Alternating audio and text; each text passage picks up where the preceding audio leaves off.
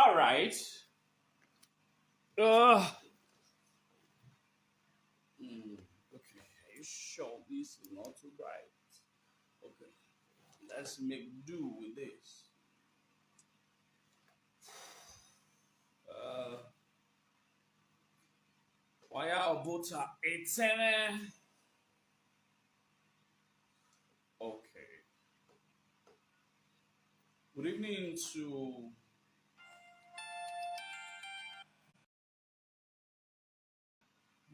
to all of you.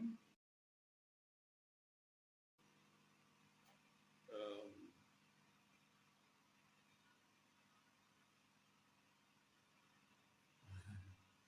Today's topic is going to be very quite exciting. Sorry about the network problem. But my audio is not loud enough. You let me know. I currently cannot see messages popping up. My admin, please follow up the messages. I think I'll use this other phone to monitor the messages that are popping up. Today is quite very interesting because we're going to be talking about very, very, very critical aspects of our history as a people, and we're going to be relating it with some recent trends. I remember that it was on Sunday morning that someone that sent me, today is making it a week, that someone has sent me a message by the Biafra people saying that they are no longer to be identified with the word Biafra and they should not be identified with the word Idu Nation. I was on my way from Lagos to Benin when I was told. I'm always with my laptop. I had to quickly type something which I called facts about Paidu. All right. In order for people to be abreast, we're not saying anybody shouldn't use the name of our forebears to form a nation that they wish to form. All right, but two things or three things are involved. They first of all will have to take permission from us before they can go ahead to use one of our fathers. I use the word one of our fathers because we've had an extensive intellectual discussion on this platform a couple of times where I've had to establish the concept of Paidu, where I had to say where Paidu was born. But what has eluded us before now was that who gave birth to Paidu? Who gave birth to Paidu? All right, it's a concept of our history that has eluded us for a while until about 2 weeks ago. Some of the works of some of our past notable historians, I was able to decode from the folklores and songs that have been passed from generations to generations about who was Paidu's father. All right, anybody can claim ownership of anybody, most especially civilizations that was built about the civilizations of the Edo people. Edo civilization is one of the most talked about civilization in the entire West Africa because we've been able to build something that is envied, something that other civilizations or other lesser civilizations lesser civilizations would have loved to have. I've always said to our people that we have history that is bested by none in this part of the world, and I will indulge or crave the indulgence of our people to use the history, if we can be able to use the history that we have to build a future for our people. It's the contest is the future. We have the history, not deniable. That is why Edo is always at the mouth of every passerby, everyone who wants to gain relevance, historical relevance to the present day Nigeria, most especially Southern Nigeria, must want to use Edo to shine. We understand that. We also must understand that we have drifted from the priority of our history to the figment of entertainment. Like a brother made a post about an Edo day, something that is going to take place on the 23rd of December in France. One of my respectable brother, a friend who would who would do a lot. He understands what I stand for and understand what he stands for too. Quickly commenting, I said that we have seen a lot of Edo people denigrating and embarrassing us on social media. What the Edo people on diaspora have engaged themselves in is frivolity of entertainment. One wouldn't say that entertainment is not good. I am not saying that entertainment is not good. Why the reason why we criticize I'm not criticizing those people who are happy. But what we are saying is that this is a time that our history has been best tried. And we need to put on our thinking cap and find solutions to a problem. So we feel ashamed of our people in diaspora, basically, because they've not been able to provide solutions to the inaptitude of our people in diaspora. And then that's the point that they raised, that, for example, the Adeyinka godson, who has constituted nuisance for a while, was pinned down by the Yoruba diasporans. And how come the Edo people that is practically almost having the largest diaspora numbers has not been able to do something about those diaspora destitutes? Yet every day, every week, we continue to hear that this one is doing party, this one is doing an entertainment show, and this one is doing something. Is it that we are comfortable with the problems? If anybody misbehaves and denigrates our people and is home-based, I receive countless of calls that Izoduwa or Rowa, there's nothing you've been able to do about having manity a bug, if you get why. But when you read a webo, why would darling man if you get do in diaspora? So we are all sleeping. Instead, we are more interested in frivolities of modern day what I would call societal misdemeanor. So we have to prioritize what is our problem.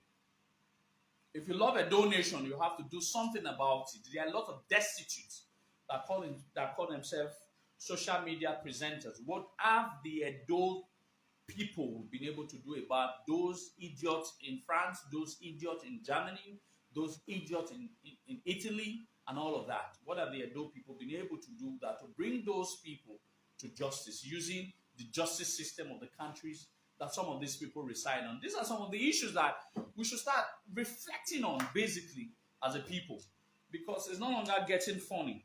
So I'm inspiring, I'm speaking to our people today, having Maya and Iredo, to allow all of those non-important issues about fun, entertainment, and events. It's not necessary at this time where our history, our land, the progress of our people are being tried. Instead, we have to focus on what will bring once again, the greatness of our land. So all of those people constituting nuisance should be okay. Um, okay. Okay. Sorry. I said I've been told that my audio is not loud enough. Is it good now? Is my audio better?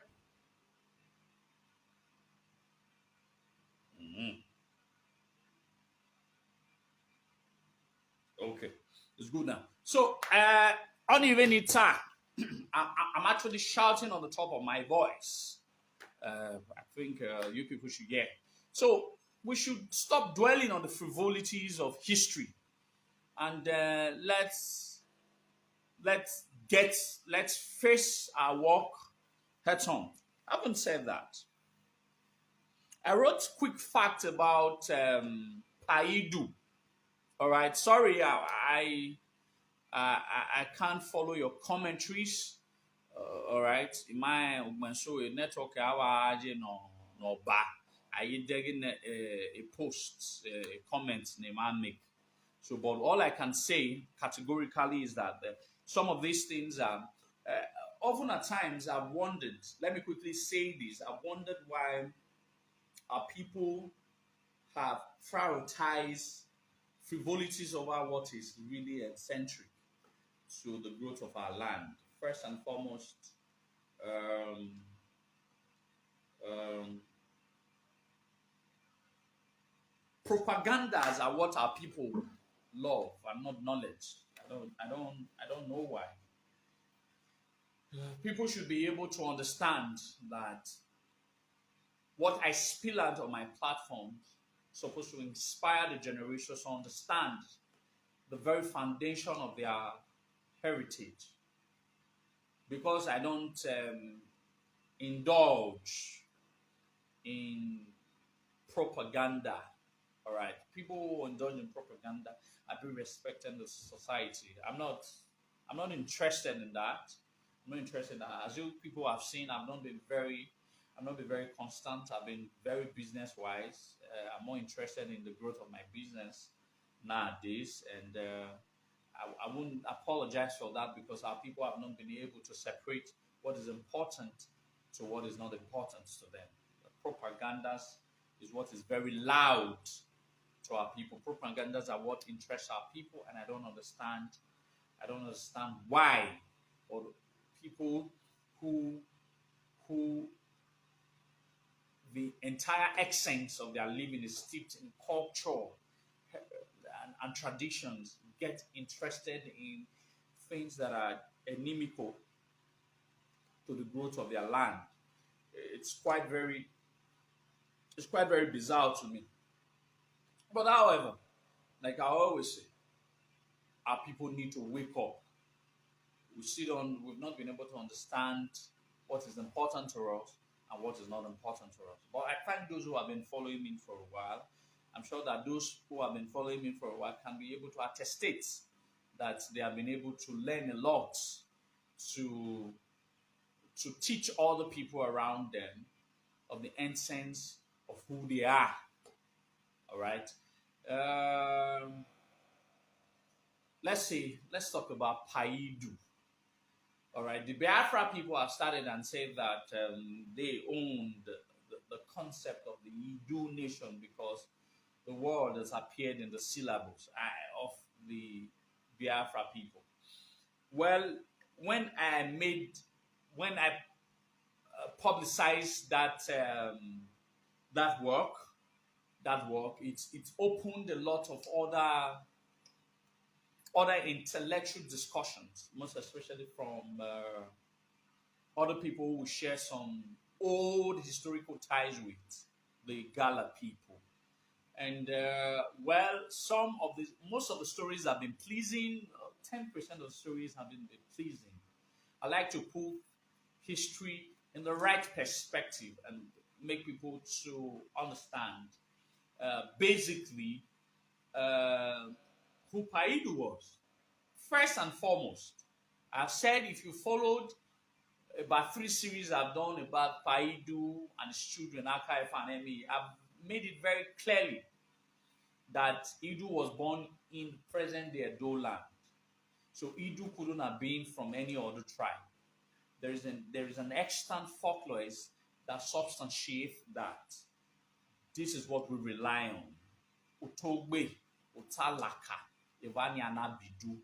This is a concept of what I've relied on. This is what our ancestors have passed on from generations to generations. I went further in one of the series to say that the Obas of the old were paying homage, not just the Obas, the Ugisos were paying homage to a priestly king that the Europeans of that time had referred to the great potentate of the interior.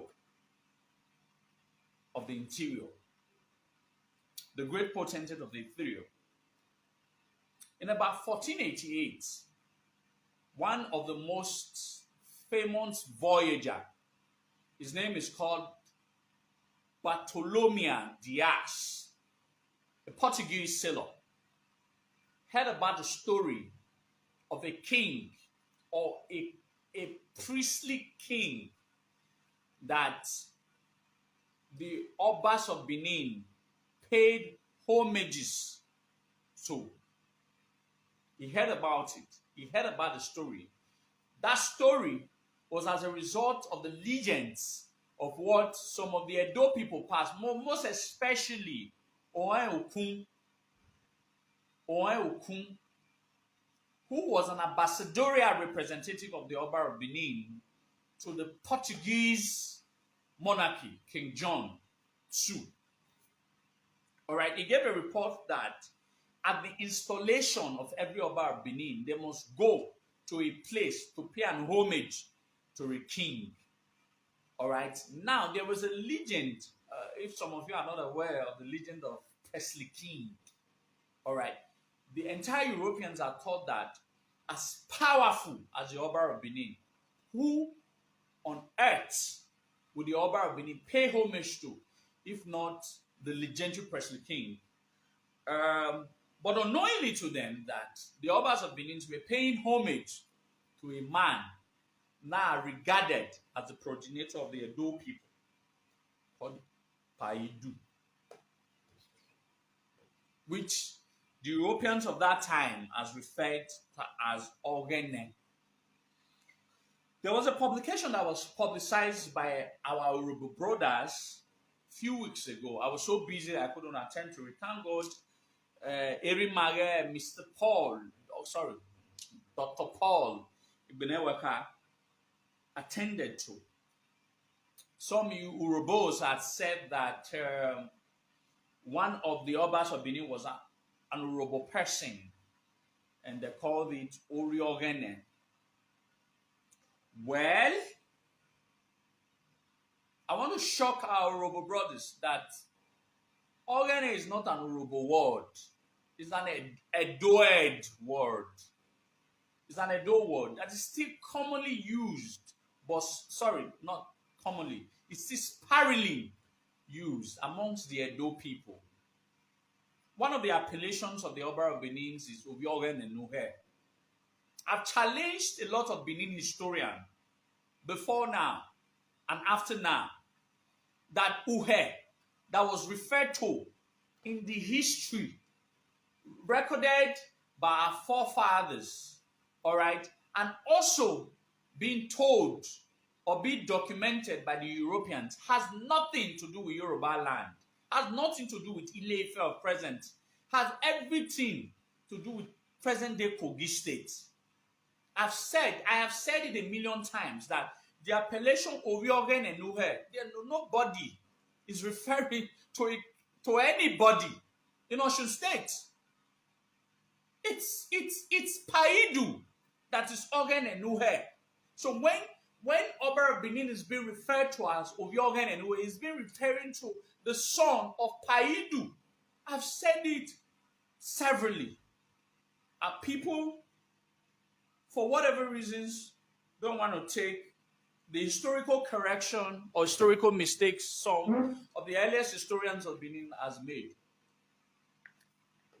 We have no historical inclination towards Osun State until the eras of the Calaveran. What we've had, the relationship that we have had with the Uhe people has transcended beyond 10,000 years. And that was Paidu. So it is rather very misleading for people who do not know their history beyond 2,000 years or 3,000 years to now tell us the Edo people, whose history has been well documented beyond thousands of years, to say that they own Idu because it is being referenced, it's been acknowledged by their people.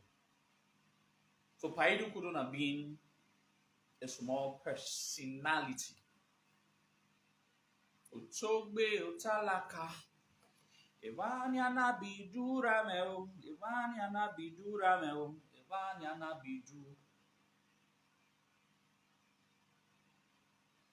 That is the folklore of the Edo people. The Edo people had understood that Idu was born, but for an extant years, people really did not know who gave birth to Idu, and I went further to say that the father of Idu is called A. A means gain, means profit. Women. Baby need there. Gain, profit.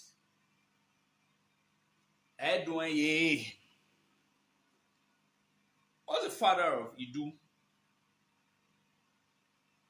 He was a founder of Hundu.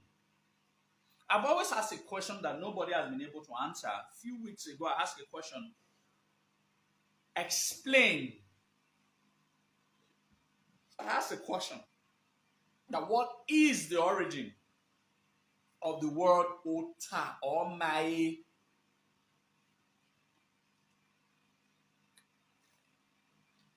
Nobody has been able to answer. Dr. Paul Igbeneweka attempted to answer what it means. Literally, what it means is Ota or Mai, evening tide or evening tide, favored A. The question was, who is that A? A lot of people had mistook A for Gisoe or A. That was not true. There was an A that has been part of the very beginning of our history. Long before we started having kings in our land, God kings in our land. And that A is the founder of a place called Idun.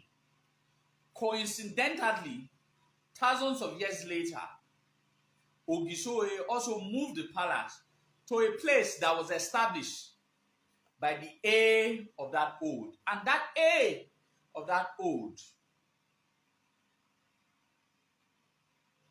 is the father of Paidu.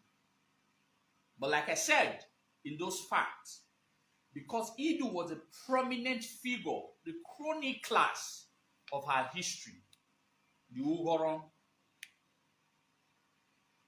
devised a means of starting a recorded history of our people from the time of Idu and not transcending it beyond. They find A and making Idu as a personality.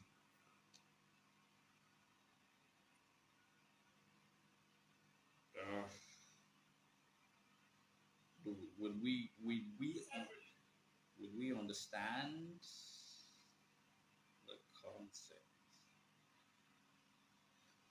Do we understand the concepts? A is the father of Idu.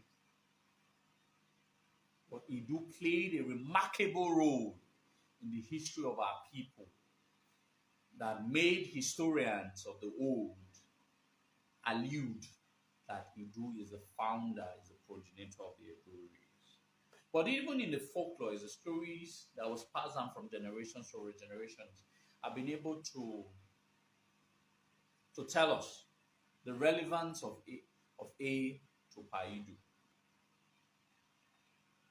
Paidu left Edo land and became a priest king, or a priestly king at Uhe. Now get it. Uhe is not really a place. Uhe is more of an ideology. Get it? Uhe is not really a place. Uhe was more of like an ideological civilization. Everybody, the Igbos, the Yorubas, name a lot of ethnic groups that are existing, the Nupe, the Ibira, the Gala, all right? They all traveled, all right? They all traveled to a place. All of them collectively founded, all right? And they called that place Uhe. Like the beginning, like a place of abode, like the beginning. Uhe became a home for multi-ethnicity, or multi-ethnic civilization. Uhe was not founded by the Benin people alone. Was not founded by the Igala people alone. Was not founded. It became an ideology. You know, it's just like I am from Lamogun family. I left. A Lamogun family representative, a Laisho family representative, a Laveze represented, a Laire, a Lamosun, a Laogele, you know, all of them coming together to form an ideology. That ideology do not belong to only Lamogun family, no, do not belong to only Laisho family. It belongs to everybody who have become a place like a melting pot of various civilizations that nobody in the extant history can make claimacy to. All right. Each of these various ethnic groups produced kings and rulers that administered over the people. The Benin people produced their own leader, and they are the first leader of the Uhe. Ideological civilization. I'm using the word ideological civilization because I don't want to call it a place. All right? The first people to produce the leader of that Uhe was the Benin people, and his name was Idu. Idu became the first king or the first ruler of a civilization that was formed by multi-ethnicity. So being that the Edo people, the Benin people, the Godomigodo people, or the Idu people was able to distinguish that this man is from their own ethnic group, they built a shrine for him. And that shrine, they call it Ogene Nuhe. Ogene is an Edo word that means someone in place of authority. A godlike figure. I've explained this 1,000 times. A godlike figure, not God. You don't get, not God. The Yoruba people assume that Ogene is God, but the original idea or the original meaning of Ogene is not God. It's a godlike figure. So, to my Urobo brothers who feel that Ogene is an Urobo word, you're wrong. Ogene is all of our word. Ogene is an Edoed word. It therefore means that the Benin is a Benin word, is an Urobo word, is an Isoko word, is an Ikwere word. It's all of the Edo and its descendant word. And it means someone in the place of authority. And that it was an appellation that the Edo people at that time at Uhe gave to their own leader called Idu. Someone in place of authority. A godlike figure. Because they looked at him, they reverenced him, they looked at him like a god. So they built a shrine for him. And that shrine was regarded as Ogen Enuhe. And every Ogisos were regarded as Ogen Enuhe, the sons of Paidu. Ogen Enuhe means Idu. I've always told the Benin people, it's just that they don't get to listen. They don't get to listen, and that's why the Igbos and the Yorubas use our history for propaganda. I've always said it. That's what it means. Ogene does not mean God. Ogene means a godlike figure. Just like the Oba of Benin, we refer to him as God representative on earth, and that's what Ogene means. God is Osa. Ogene is a God representative.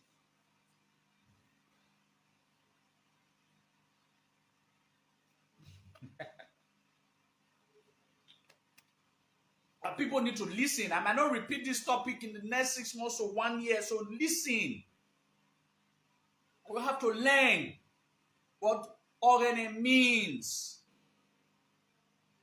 Ogene, when the Oba of Benin is being regarded as Oyogen Enuhe, it therefore means that it's being what it means when you translate it. It means that the son of Paidu at Uhe.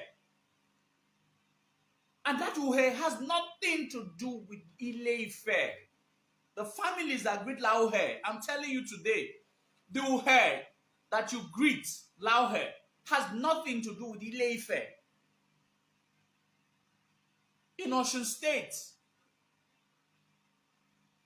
That is why Professor Obayemi, one of the renowned Yoruba historians, said that witch of the Ife. Like one of my Gala friends told me this morning, that Ife is different from Ile-Ife. According to the Galas, Ife is also regarded as Uhe in their own language. But in our language, we have maintained the originality of that word, Uhe. That is where, at the time we had issues in our present-day Edo land, we migrated, we became our home for hundreds of years before we returned back. So some of our Gala people, that 2 or 3 of our Gala friends, they were trying to say that the Benin people came from Uhe. And I was, no, you are wrong. We didn't come from Uhe. In the first instance, Uhe is not a place. It's not owned by anybody. It's an ideological civilization. People came from different multifacets of the world, most especially in sub-Saharan Africa, and they came to form a civilization that is bounded by an ideology of survivor. All right, nobody owns Uhe. But because Uhe became very spiritually dear to the Edo people, subsequently when we now stabilized in our Edo land and I had kings, some of these kings, in order to maintain the purity and spirituality of their existence, continually traveled to Uhe to propitiate at the shrine of Paidu. And every year, or at every end of the Ogen Enuhe had a priest. The Benin's called Azama And I went further in the fact of Idu for you to understand that the lineage of the Oloton are direct lineage of the Azama, who was one of the chief priests. It's just like the way Oni is as a chief priest to Oduduwa. Just like Azamanuhe was a chief priest to Paidu. So he was regarded as Azamanuhe, the chief priest to the shrine of Paidu. So when it became uncomfortable, when Uhe started having a lot of these people who came together in the first place, all right, to form that civilization, now begin to emigrate, now begin to leave, Uhe now declined.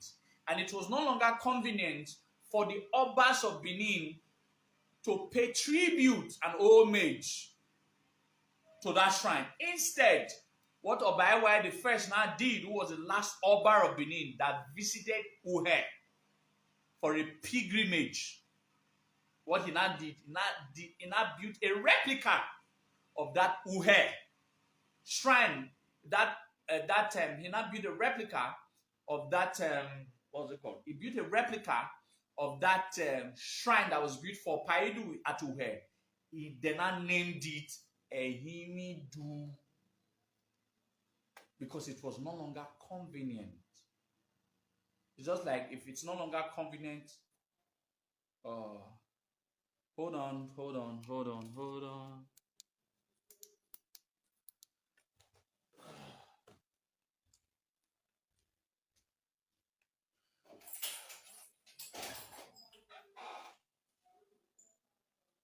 Before time you say that I don't like now.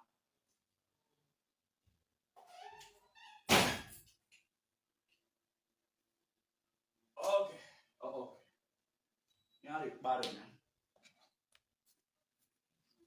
Sorry, ladies and gentlemen. When Nigeria here now, I'll tell you back. But never mind. On my distance so that just in case I take light, we should still be all right.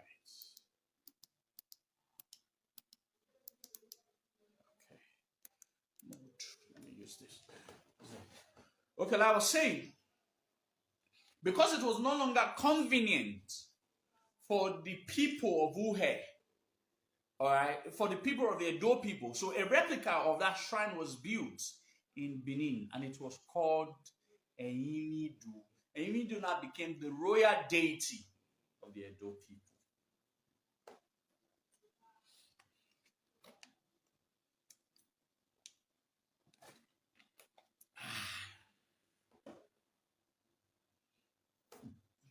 So it's a very interesting thing for us to now talk about the genesis of our history, because it's getting to a time. Thank God some of us are very much equipped, even if we don't get to talk about it all the time. But please, let us pay attention and open our head to understand it.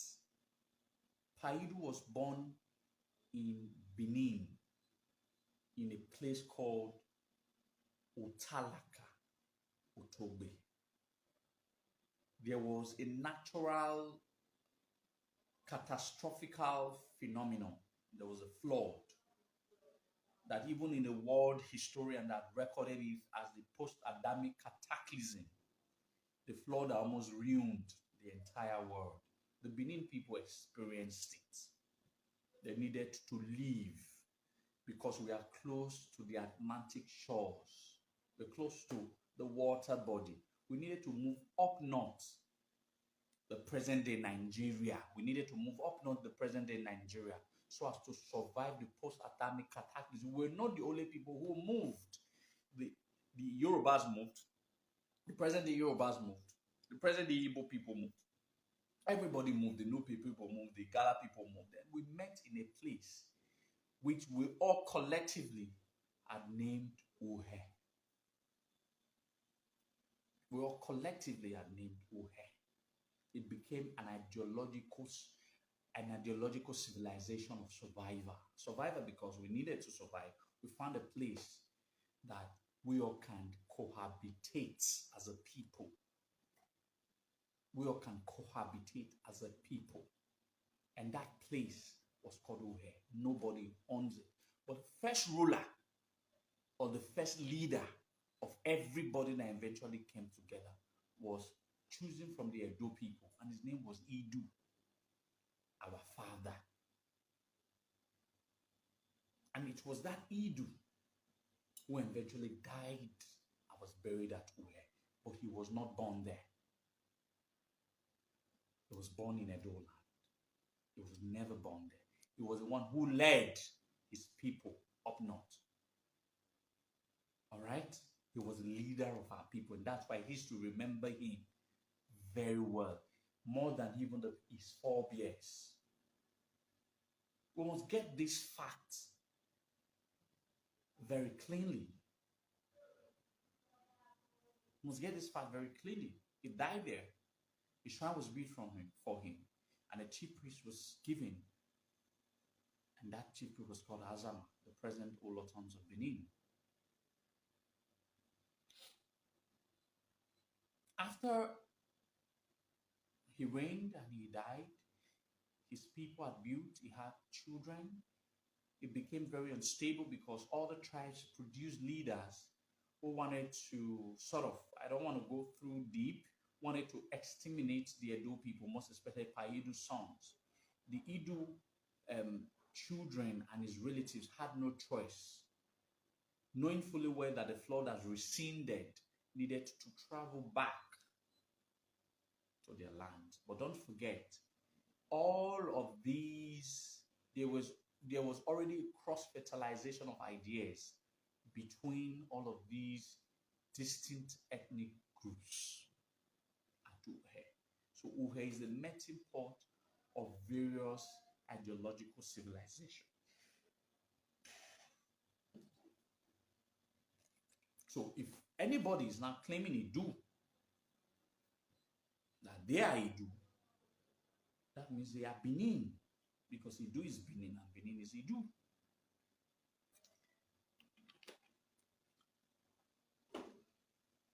So we must pay attention to these very important details of our established ancestor, to our established progenitor.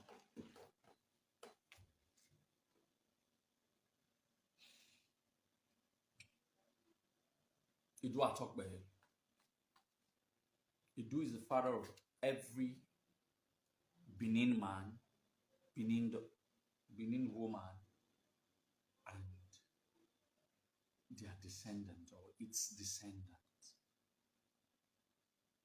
Not because it was the first man that God created and all of that.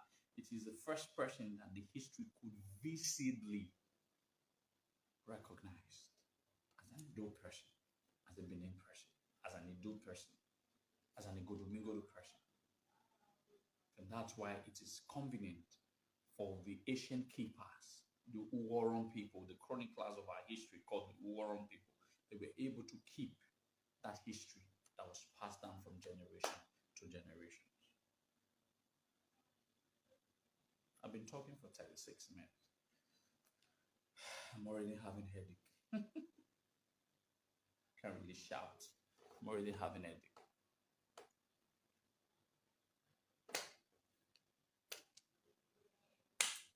You know, I sang a song. I wish I'm a good singer.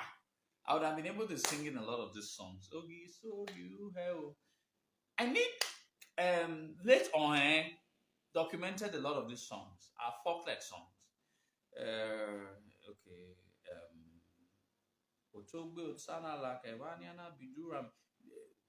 Ohen also sang a song about Ogisoriu hair. You know, I think I sang it the other time. Okay, Kuhere, Omonosia Iwana, Onahuri, Uhe.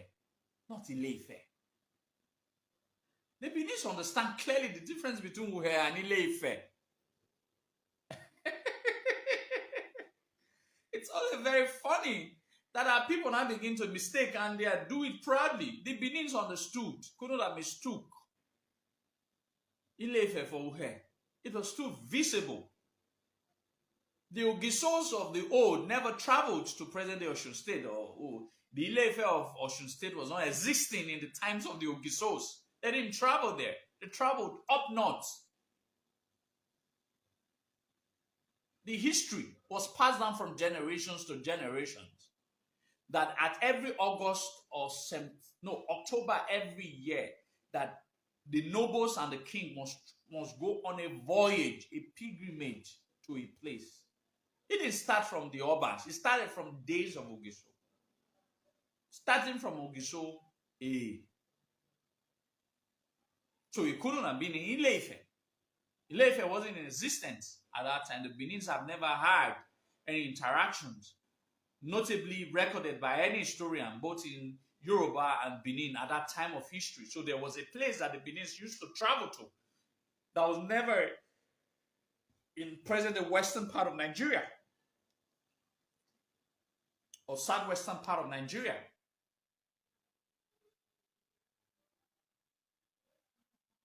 Make this guy not off this journey.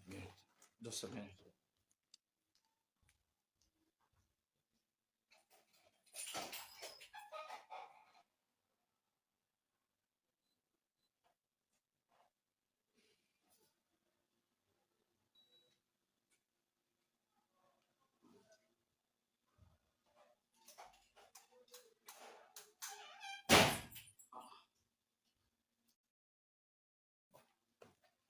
Sorry. So, like I was saying, then why do we not mistook? It's a question I've been asking. People should give me answers. Okay. Anyway, I've said my own.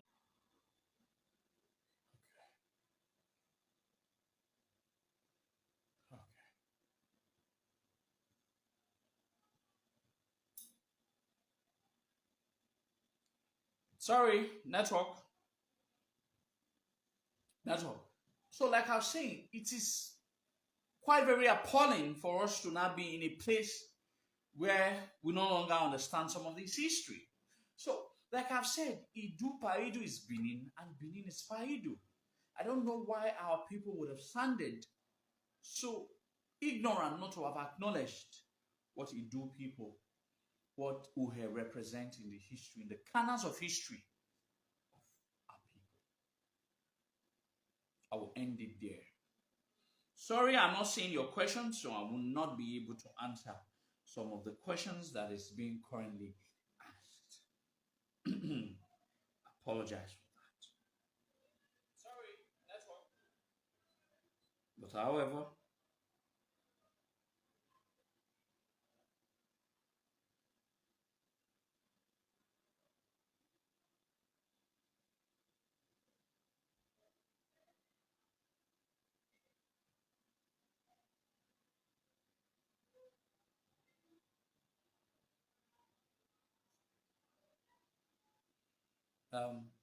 apologize.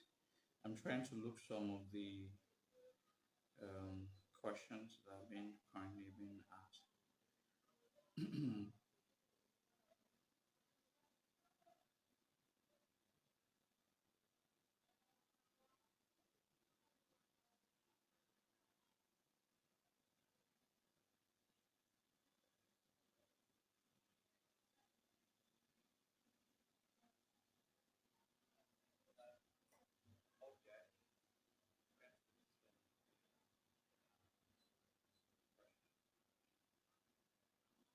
Okay, my brother, sorry, I'm reading from here, from the other of my phone.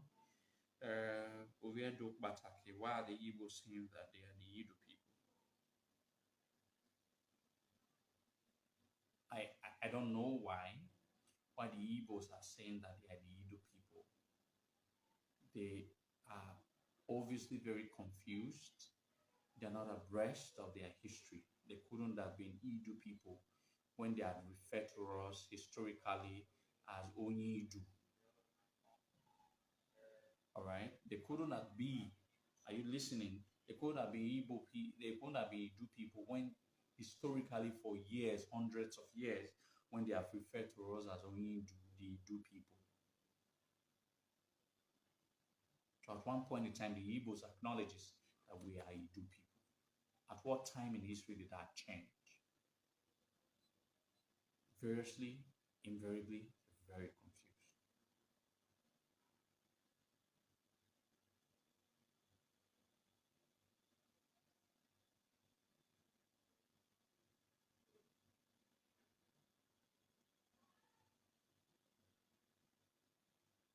All right, invariably, they're very confused.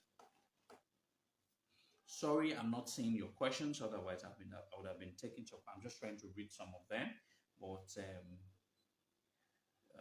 I won't be able. I'll get distracted. Like I had two topics that I want to deal with. I don't want to not deal with the other topic. So instead, I'm going to. Instead, I'm going to go to the other topic. Okay, said my voice is low. Instead. I'm shouting. I don't know why my voice is low though. Okay, I'm going to be dealing with another topic. Like I said before now, that I'm going to be taking two topics per Idu. I think I've talked about it. It's something that we'll keep talking about. If you have any questions about it, once I'm done with this live video, I'll go back and talk about. But now let me deal with the other topic. Someone sent me something. My friend, my brother, Cash, I've forgotten his name on Facebook.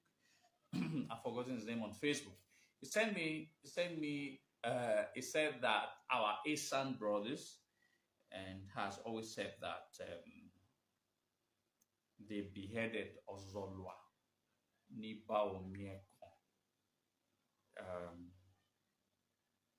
That they beheaded or they killed. I don't know, but he used the word beheaded by Onoji of Uromi.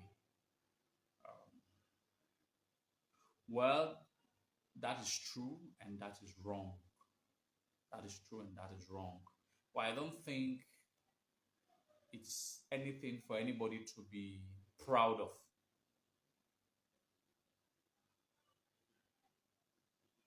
I don't think it's anything anybody to be proud of. Okay, can I join the video, sir? Yeah, sure. How do I invite people for videos? Okay, I think that's it. Okay, add. Okay, I'm trying to add you now. We are Dok Bataki. I don't think it's anything anybody should be proud of, even if that story was either true or what is the other. Okay, Otem. Hello. Yes. Is it good? We are Dok Bataki. Hi, pardon. Okay. If you wanted to join the video, call Otem. Yes. Samosa. Call. Wimagwan. I agree because me go as a do kakabo. Yeah.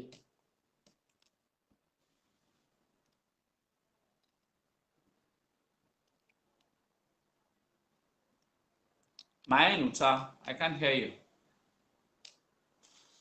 Can you hear me? Oh, okay, it's good now. One here. Okay. The story concerning about say the Esan killed Oba Ozolua in Esan land during the battle between Esan and Benin. I would like to know more about the story.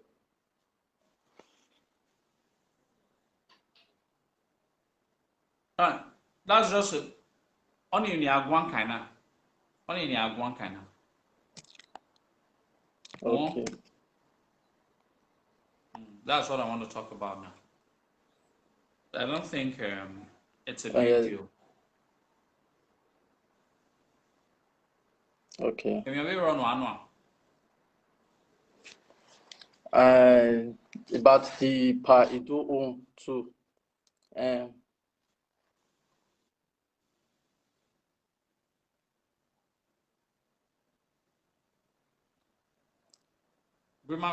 Igbos are actually saying that they are the two people that they own the land of Benin, that during those time, in our ancestors' time, that our ancestors forcefully took over the land for them.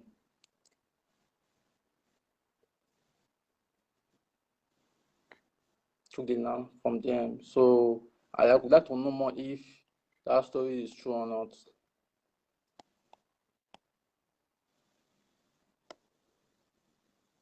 All right. While I've answered that question. One kind on Paidu being claimed by the Igbo people. That's not true. Like I've said, even the Igbo people refer to us as Onyindu. Yes. They're from Idu people. So they couldn't have been Idu and now refer to us as Idu people. And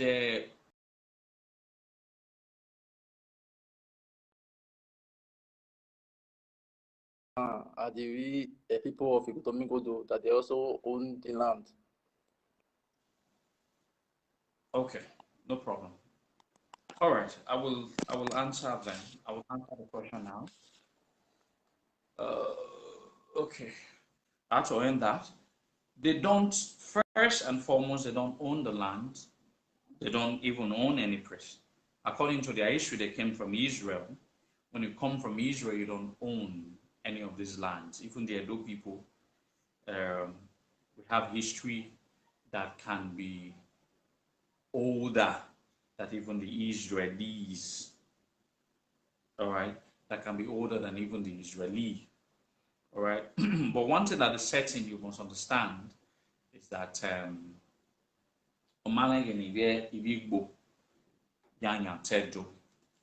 all right, it's just propaganda. As for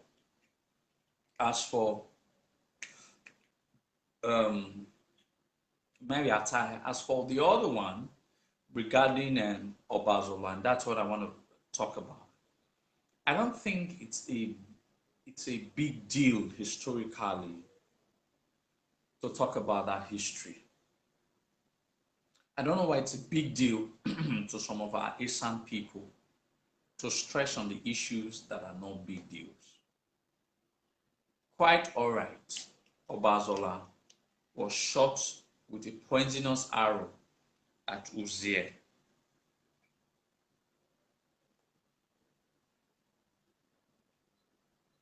Okay, Peter Izoduwa, yes, let me grant you now. I think my throat is getting sore. I've been talking for too long. Okay, Peter Izoduwa, let me add you. Okay. All right, I'm adding.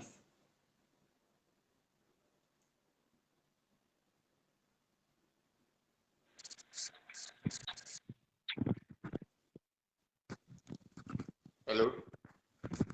Hello. Mr. I would like to contribute to it because my brother just asked a question just now about the Esa or Idu, the Igbo claim to be Idu. I hope people can hear me. You can hear me, sir? Yes, I can hear you. Go ahead. Okay. So, if in the Bible, according to when Igbo said they came from Israel, in the Bible, the Israel are the even almost the last children, because the pastor doesn't teach many people truth of life. When some people were tracing histories that we came from Egypt, I said, well, if you trace our history to Egypt, I will tell you we are Abraham direct descendant. If you trace it to Egypt, we are Abraham direct descendant. That is why we circumcise, because Abraham did not have 2 children. Abraham has 7 children. And they are in Genesis 15. Abraham has 7 children. But what we hear from people is 2 children. Abraham gave birth to Ishmael, this and that. And Abraham have 7 children. Because after the Isaac and Ishmael, he married another woman that gave birth to 5 children. And nobody, no preacher ever said that in the Bible. That is why before the white man came to our land, we circumcised. So we had the direct contact to God already before any other people start generating. So if people want to go through the Bible, I will put it that way. Then, if really we want to go to the other side that say Idu, we are the originator of Edo land, my brother, that is completely what people did not understand. Otogbe, Ote Alaka, Ayana Bidu, that means Ogbe land has been there and Alaka land has been there before Idu was born.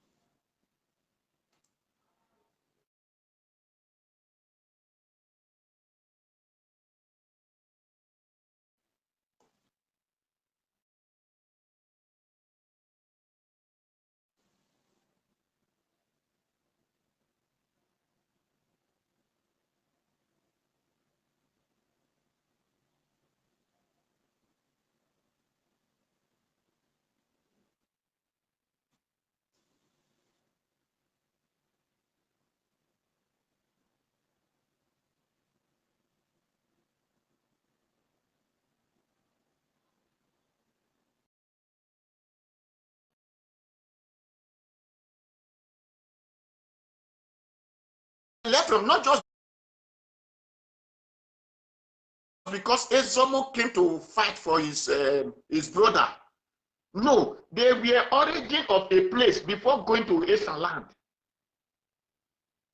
Hello? Dario, go ahead, I can hear you.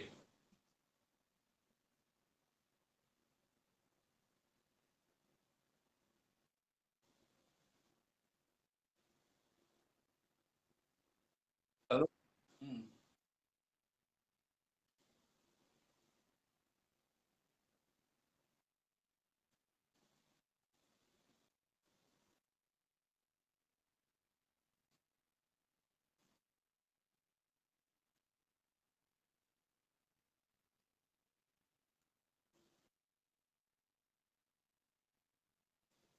What is deny Edo? They deny Benin. You deny your father. How is that possible?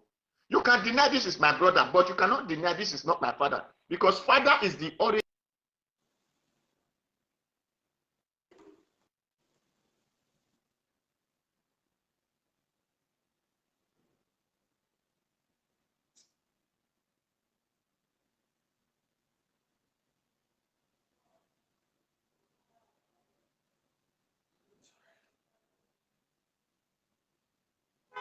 So I needed to Mr. Peter Oduwari. Mr. Peter Oduwari, sorry, I had to end that call. The network was bad. And first and foremost, I understand the angle you were speaking from. First, that's what I was also stressing on.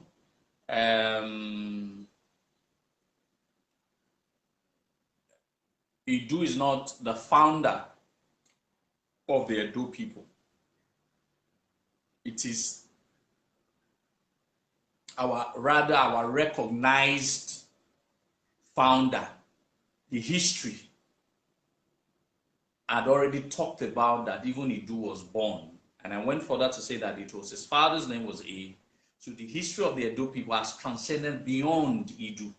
But Idu became a personality that is worth to note, that is huge, all right, that is recognized, and he was not given the founder personality, but he was actually never the founder. One cannot really tell who founded the Edo people. The Edo people has always been here, created by God himself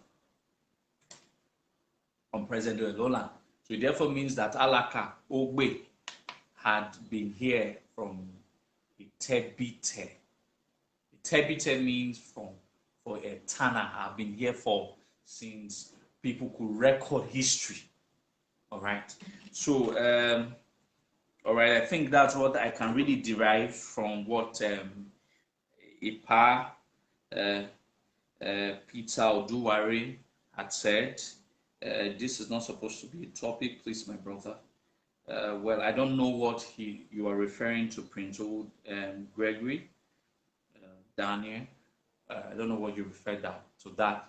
But what I was saying as regards the Ozolua being killed, I'm not a propagandist. I don't get involved in ethnic rivalries and all of that. A lot of people ask me that question. I wanted to just proffer solutions to it. Well, I don't think that it is worth discussing basically that Ozolua truly, I'm not shy from history, whether it's convenient for some of our people or whether it's not convenient for some of our people. Ozolua was truly shot with a deadly poisonous arrow at Uzziah. And he didn't die at Esaland, he died at Irwa and was buried at Ogbe. All right, was buried at Ogbe. All right. But people could take pride in that part of our history, but really do not know the preceding history before what had transpired of Ozolua. To be sincere, Ozolua is not an Oba that I really like because of his because he never really understood brotherhood. I would not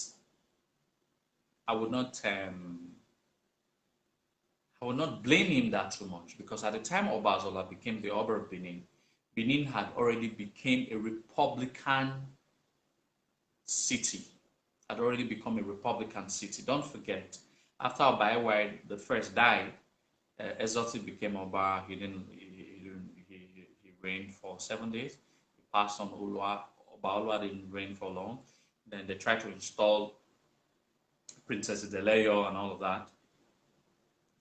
Then it took, the Benins were left without Oba. People don't talk about that story for about 3 years before Zobana accepted to become the Oba. By the time he came, the people who fought war with his father, the likes of Inekridi of Obelaka, this powerful warlord at the man that almost defeated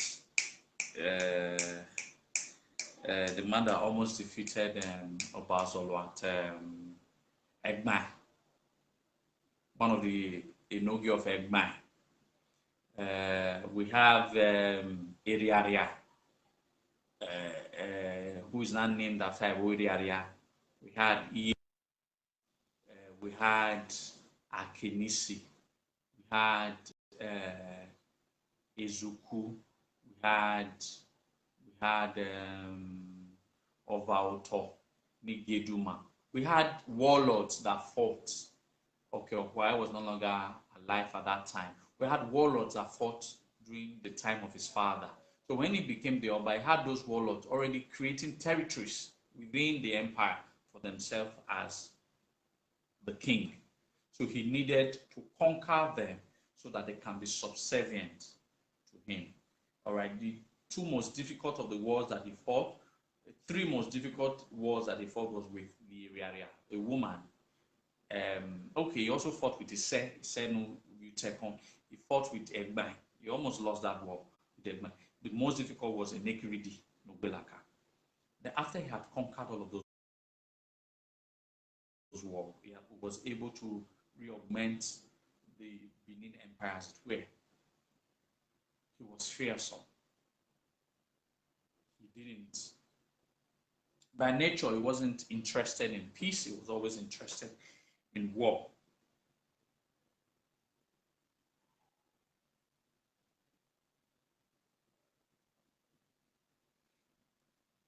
He wasn't interested in peace. He was interested in war. All right. At that point in time, he wanted to fight every other place. So he had asked a question: where I have fought every war fightable. I have fought every war fightable. Where is the place that I will have to fight that I will lose? He was told Uzziah. Why? You must understand the story. The Edo people must open their ears to open the story. I talked about the precedent of history that led to his defeat at Uzziah. Two things defeated Ozolua at Uzziah. It has nothing to do with Esan people. It was already predestined that he would lose that war. When Obaewa first had lost, I think I've talked about this story, this history before. When Obaewa first had lost two of his sons the same day, Izoduwa and Goboiwa, he couldn't sire other children. All right, until a medicine man who came from Uzziah gave medicine for him to sire the three other sons, that all of the three other sons eventually became the Obas of Benin: Ozolua, and him. Now, when they gave him the medicine, when they give Obaewa the medicine to give birth to Prince Okpami, and heavy rain fell. I've said the story 1,000 times. And heavy rain fell.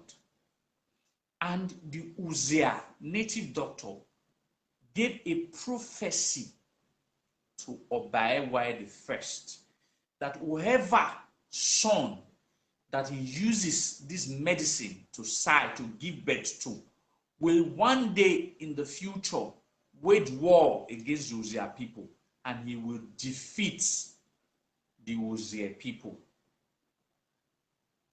Obaewa the first was not comfortable with the verdict and the prophecy of the native daughter that had made it possible for him to give birth to his later children.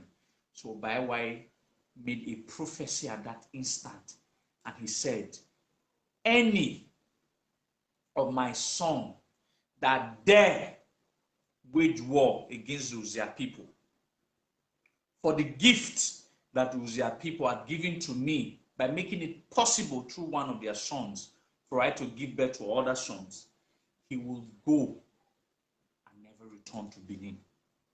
So there was a prophecy of death by Ewa upon any of his children that dare wage war against Uzziah. So the fate of Ozolua was sealed that day. It has nothing to do with the Uzziah people. Ozolua waged more war than his father. He had only one nickname, Nibaomiekon, the conqueror. He fought more war than even his father, Ewa the first. To be true, fought more war than Obaewa the first, nicknamed Ogidigan. It was called Nibaomiekon, the conqueror. Onibaromi.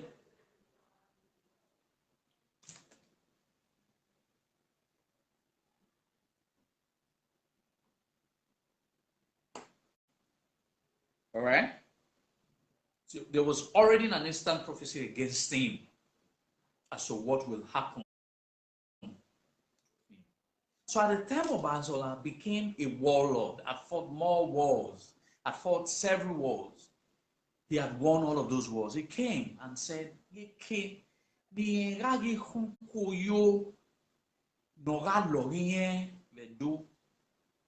one of his jesters told him, Iyino nera ye wa ya yedo uga uzia unyu ya yedo. Ina said ye ga uzia ye gare. It was just a matter of pride. He had said, I will go to Uzziah and come. He had asked because of his high-handedness that where would I go? I've fought all wars. I've seen it all. I've conquered it all. Where would I go that I know that the war would be difficult for me to fight because I need to fight more war? Every other wars that I fought were very easy for me to fight. And someone told him, the jester, one of his jesters in the royal court told him that there's a prophecy that if you go to Uzziah, you will not come back. And they said, that is the kind of war. I love that kind of challenge. I want to go there and see whether I will go and I will return back. On his way with his soldiers, when he got to a war, there was a powerful prophet, or priestess, not prophet, sorry. There was a powerful priestess and that told him, Ozolua, ege Uzziah, ewa kunkunwei, uga Uzziah. A powerful priestess already had told Ozolua that his umbilical cord was taken from Benin because of the prophecy his father had had many years back to be planted at Uzziah, that if any of his sons ever dare, in short, Ezoti, Olua, Ozolua, umbilical cords were all planted at Uzziah. They were never planted in Benin, to ensure that the prophecy of their father, that any of his sons dare to carry war to Uzziah, they will never come back. Ozolua took that war out of every entreaties not to go. He went to Uzziah. He fought that war and he won. According to the prophecy of the medicine man, the native doctor, that this son will come to my land and conquer me. Two prophecies were presided. One by the native doctor. He said that he will come and conquer. This is what our Esan brothers will never talk about. Ozolua went there, one that was squarely, but there was another counterproductive prophecy that said he will never return. At the height of his victory, listen, at the height of his victory, suddenly, his soldiers that have stood by him and fought with him for decades, for years, grew weary, grew annoyed of the incessant war that Ozolua has fought all the years, wars that were uncalled for, wars that were not necessary, wars that were not important. And they said that if we keep on, if we have this king to keep on ruling over this vast empire, we will continue to fight war for the rest of our lives. Instead, some of the warriors of Ozolua plotted a coup. I know I never said that if I get to this point of history, I will just eat Taifua, but let me just go ahead and say there's nothing big deal. Planted a coup with the Uzziah warriors and told him that Ozolua by nature is a very strong medicine man. Nothing can ever defeat him. That is because of Ewu. I can't remember in Edotie, no Muyo. It's the clothes that he put on is well saturated with medicine that nothing can defeat him. But his weakest point is that whenever he takes whenever he wants to take his bath, that is his weakest point. At that point, he will pull off all of this medicine that protect him from losing.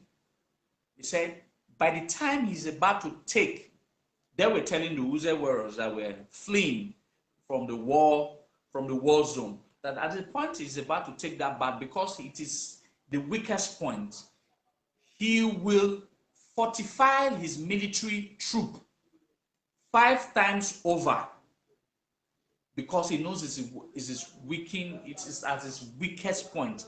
And there is a particular drum that the Benin warriors will play. And when they play it, that is, he's about to take his bath.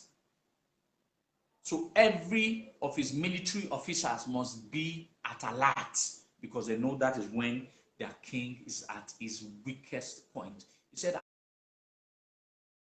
at that time, when you hear this, they showed them, they sort of described or explained the sound of the drum, how it sounds like to the fleeing Uzziah warriors. That at that time, when you hear that sound, that is when you will strike. And that's exactly what happened. Ozolua was about to take his bath. That band was played. Uzziah warrior had approached. Now, most of the warriors that were supposed to protect Ozolua had betrayed him. All right, betrayed him. There was already an extant prophecies that said that he would not come back. All right, at the time they had allowed the Uzziah warrior, one of the Uzziah warrior, to shoot a deadly arrow that penetrated his skin. He was shot with a poisonous deadly arrow, but he never died at Uzziah. So they knew when he was shot that he would not survive that shot. They ensured that he doesn't survive it.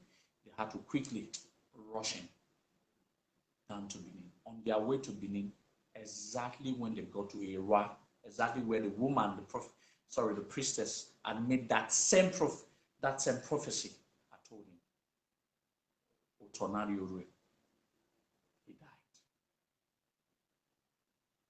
And he was brought to Benin. I was buried amongst his forefathers.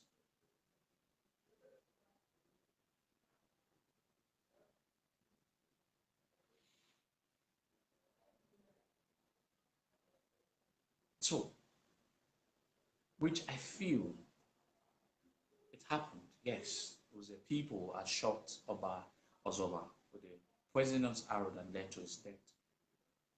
We never have denied that history. It is not a shame for us. There was already a prophecy by his father that it will happen. So it is not a shame for us.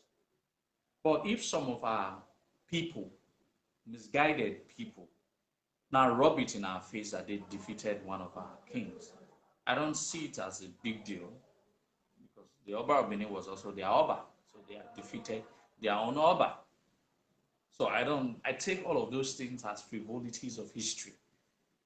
They don't catch my attention because they are never really important. So we shouldn't be carried away.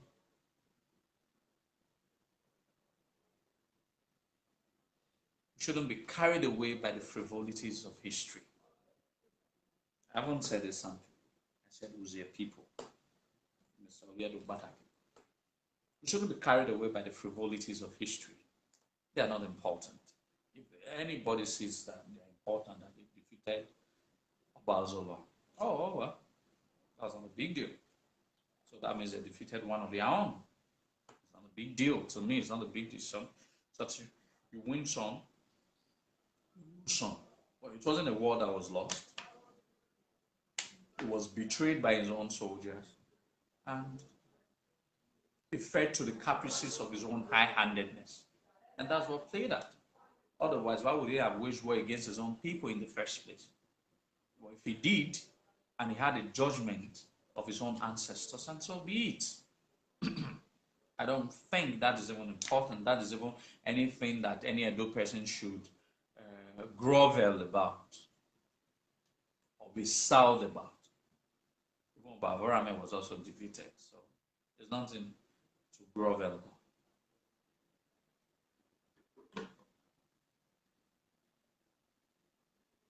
All right, so it's not anything for us to grovel about. So, to me, or issue that are not important to me, I just feel they are not important to me. But since it was asked, I needed to just throw some light on that. So that's what played out.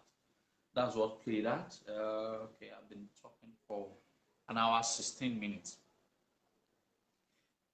So that's what played out. So it shouldn't be a big deal. Yeah, it shouldn't be a big deal, ladies and gentlemen.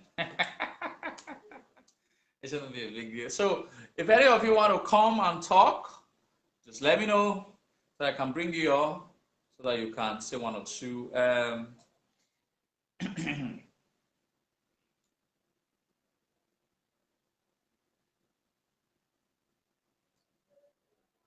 Well, I don't want to disagree. I don't want to disagree with what your father told you, Miss Prince. Okay. And so I was in your village, your community today, a war mama. Actually, I was in your community today, a war mama. You why am I? I wanted to establish one of my estates there. I wanted to establish one of my estates there. So, but maybe you and I will talk later, Prince. Okay. Okay. All right. Let me add you, Mr. Prince. Okay. Prince David. Okay. Add. Okay. Don't mind my network. My network is not that good, Nigerian network. But let us have Prince.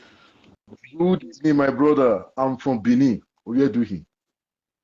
Call time. Call time. Call me here. Ovie wai ogidigan. Ehi. Ovie Ozolua ni ba omieku. Obogi jeme. Ibene wai obiyan. Why obogi rame be wu Ozolua obiyan.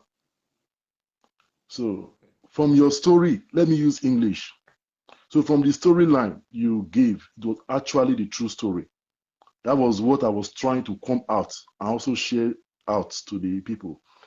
But the name you call him, the name was called that time. That time there was a problem already in Benin after the killing of Enegbigidi, Nugbilaka. They were now calling him Ozolua. Ni Barao, Nemekwoma.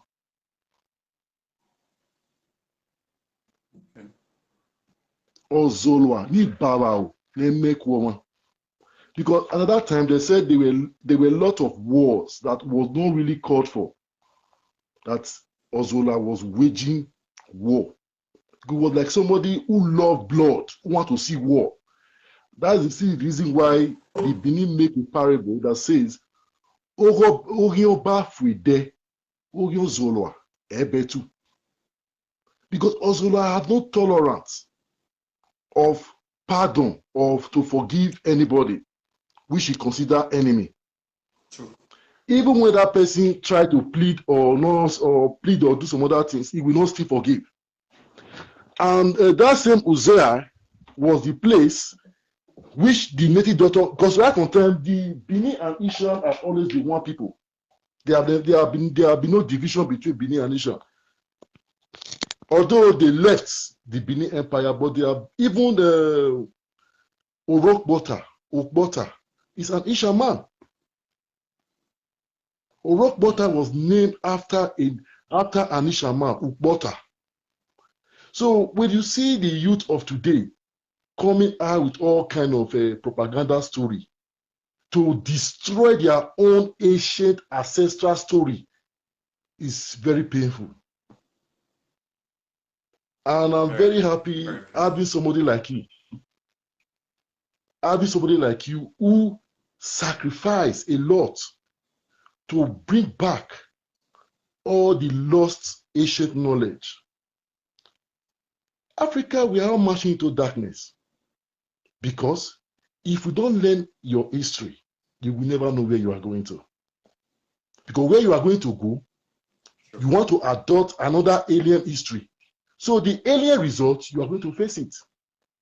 Example, the Benin has a wall that was built around Benin that would have been fetching us millions upon millions of dollars every year. If only we have a reasonable people who could build something like U-Bahn, I don't know how they call it in English, a train that will be driving around the circle of that moat to see how deep and the engineering and the architectural work the ancient people did to face a whole kingdom. Who can face a kingdom these days? If you leave the Benin of today to build that same moat, 100 years they will not do it. People who cannot even tie road, that they will be able to build such a moat that ran a city. So it is painful. that a lot of us, we don't want to, we westernize ourselves. Like to me, I'm one of the power people that who normally advocate that Abraham is not my ancestors. And I cannot be the bloodline of Abraham because every family has its own family tree. Your bloodline is what you transfer to your children. You cannot go and take a bloodline of another man from Arab country to give to your, to your child. Meaning that child is not your child.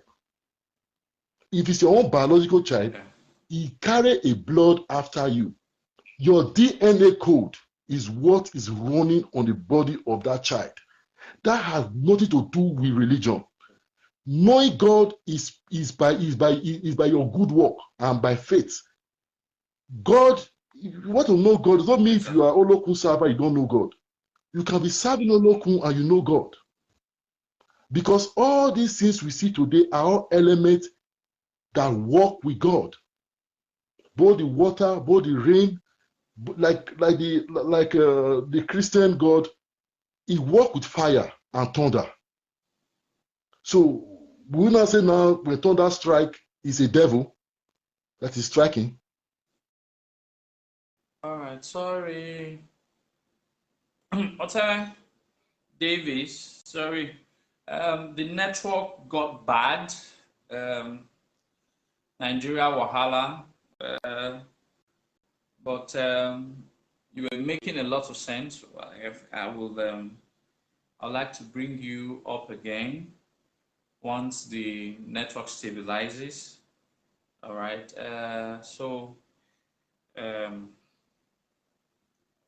I just pray the network gets better so I can bring you once again. So that okay, I think let me try and bring you once again. Okay, you're not here.